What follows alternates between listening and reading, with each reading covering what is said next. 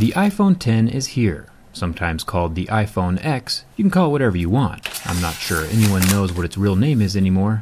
Poor guy. Inside the box, Apple was nice enough to include some headphones and an external headphone jack to replace the one they removed from the phone earlier. These cost $10 a piece if you lose it. It's time to durability test this newest addition to the Apple family and see what we can expect from the top-of-the-line Apple flagship. I am worried about these antenna lines. It'll be interesting to see if they give up the ghost like we saw in the Pixel 2, or if Apple's stainless steel frame is strong enough to hold this fruit together. Let's get started.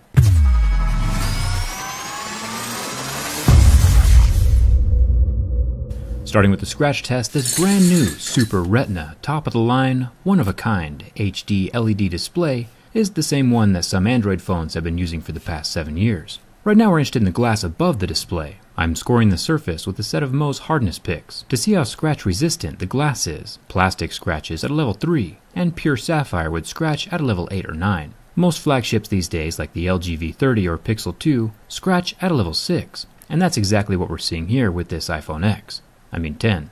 It has a normal scratch at a level 6 and a deeper groove at a level 7. It was interesting to see that both Google and Apple are using beach pictures for their stock background. I kept half expecting Apple's to move as well, but they'll probably invent that next year. The good news is that the screen is not going to be scratched by your normal keys or coins. These metals are softer than the level 6 glass hardness. Not even my razor blade can do any damage. It was a little strange to not find a home button at the bottom of the phone. There is no fingerprint scanner to test, since the phone is unlocked with your face this time around, and I'm not going to scratch test a face to see if it still works or not. The phone can be woken up with just a tap to the screen, so I don't think the home button being gone is too big of a deal. Apple is running out of things to remove though, so it'll be interesting to see what happens next year. Up here at the top of the phone, inside the iconic black notch, is the metal earpiece grill. Slightly recessed under the glass, the metal grill holds its shape and won't be falling out. Plus, the holes are small enough to keep dirt and metal shavings from getting inside the magnetic speaker. Thumbs up for that design.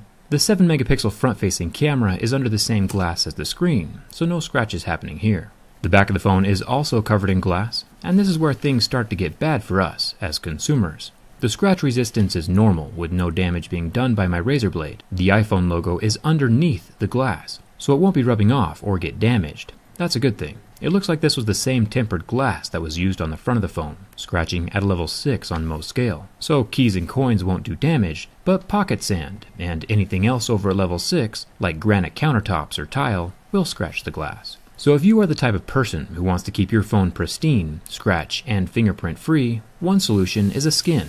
Thanks to dbrand for supporting my durability test, this back panel skin is easy to install and hides fingerprints and protects against scratches when you set your phone down. There's also a full body skin that protects the frame from damage as well. Additionally, skins are also great for hiding accidental cracks in the back glass, which I'll get to in a second. Let's talk about cracks. This might come as a surprise, but glass is glass and very susceptible to damage. The biggest flaw in this phone is that the back glass is near impossible to replace. Even Apple themselves charge $549 to replace the back glass. Even if you get the insurance and pay the $99 deductible, you're still out $300 for a back panel replacement. The most fragile and most often broken component on this phone is the most expensive to replace. It does have a little plastic buffer between the glass and the metal, which is smart, but as we saw from my iPhone 8 drop test, the glass can crack from a drop as small as 3 feet.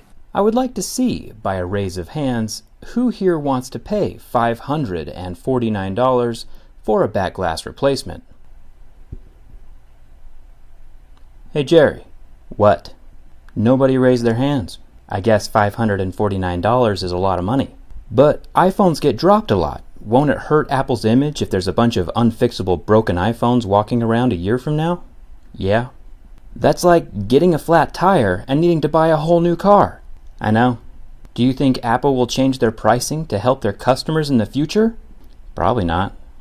Well, that's unfortunate. If you do accidentally crack your glass and don't want to pay Apple's exorbitant pricing, skins are a valid way of making the phone look new again. The flawed back glass construction aside, this camera on the phone is pretty awesome. Dual 12-megapixel sensors with a telephoto lens is a fantastic combination. Cameras are something Apple does really well. Apple claims this lens is sapphire and does a good job of resisting my razor blade, which is about a 5 or 5.5 on most scale. There are two circular cutouts on the lens, one for the microphone and another for the quad LED flash. And this iPhone X10 keeps the same stainless steel theme around the edge. It does stick up kind of far, but with how much power it's packing, it's understandable and forgivable. Judging by the marks that my level 6 Mosepix leaves on the lens though, Apple is still using their unique blend of sapphire that doesn't quite match up with the rest of the world's. I've covered that in a few previous videos. The sides of this phone are made from stainless steel. Quite possibly one of my favorite build materials on a cell phone. Super solid, heavy, and just looks good. The side buttons are made from the same stainless steel material. Thumbs up for consistency. Not quite the same ear-bleeding sound we get from aluminum. This is because aluminum is a bit softer than steel and scratches easier. Down at the bottom of the phone, where the headphone jack used to be, may he rest in peace, I found something pretty cool. Apple's attention to looks and detail is probably one of the best. Inside the speaker and microphone holes, we get the matching stainless steel grille that flows pretty well with the exterior design of the phone. The little things like this is what sets Apple apart from the competition. Well, that, along with the extraordinary superior dongle selection in the Apple Store. This black plastic buffer around the edge of the front glass, in between the glass and the metal frame of the phone, is a good thing to help absorb some of the impact and stress from drops. It's similar to the buffer we saw on the back panel. Finally, we have the burn test. This is the first time Apple has used an OLED display inside of their smartphones. Their previous IPS LCD displays are really good, don't get me wrong, but it's hard to beat the colors on an LED panel. One unique thing about this phone is its touch sensitivity at 120 Hz. The refresh rate of the display is still 60 Hz like on previous phones, but this display tracks your finger 120 times per second instead of the usual 60 times per second like on the iPhone 8. The average person will probably never notice this, but it's interesting to know that it's there. The screen lasted 25 seconds under the heat from my lighter before going white and not recovering. You can tell by my fingerprint remaining on the burn mark that the oleophobic coating has burned off, so there is permanent damage. Don't try this trick at home. The heat did mess with the touch sensitivity for a second, but after the phone cooled down, it all came back.